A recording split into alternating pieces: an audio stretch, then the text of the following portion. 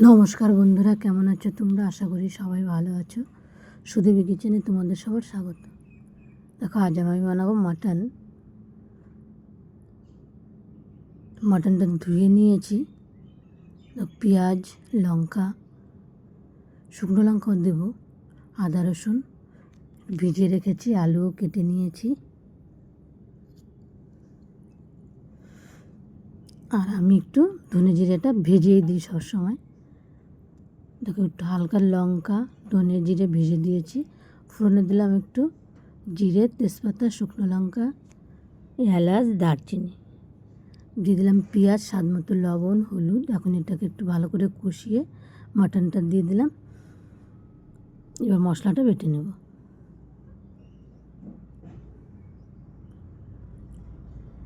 লঙ্কা, ধনে জিরে আগে বেটে নিচ্ছি।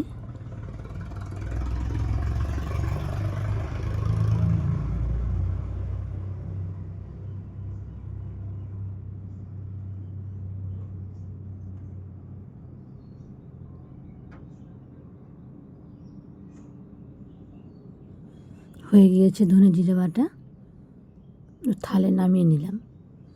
এবার পেঁয়াজ তো না, রসুন আর আদাটা বেটে নেব। বাটা হয়ে গিয়েছে, নামিয়ে নিলাম। পাটাটা ধুয়ে একটু জল নিয়ে নেব। মাটনটা আমি আলাদা আগে একটু কষিয়ে নিয়েছি ভালো করে। এবার বাটা মশলাটা দিয়ে দিলাম। এবার ঢেকেও দিয়েছি। দেখো কত সুন্দর কালার হয়েছে।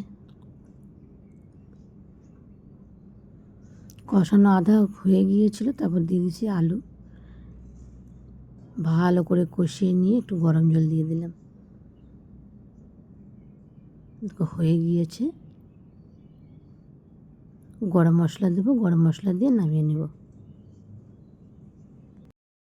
কেমন লাগলো বন্ধুরা মাটনের রেসিপিটা কমেন্ট করে জানিও। ভালো লাগলে আমার চ্যানেলটিকে সাবস্ক্রাইব করে দিও, একটু পাশে থেকো। তো কত সুন্দর কালার হয়েছে। ভালো লাগলে শেয়ার করো।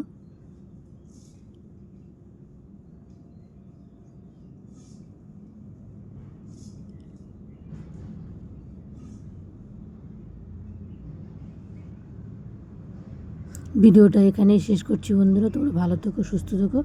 দেখা হবে পরের একটা ভিডিওতে।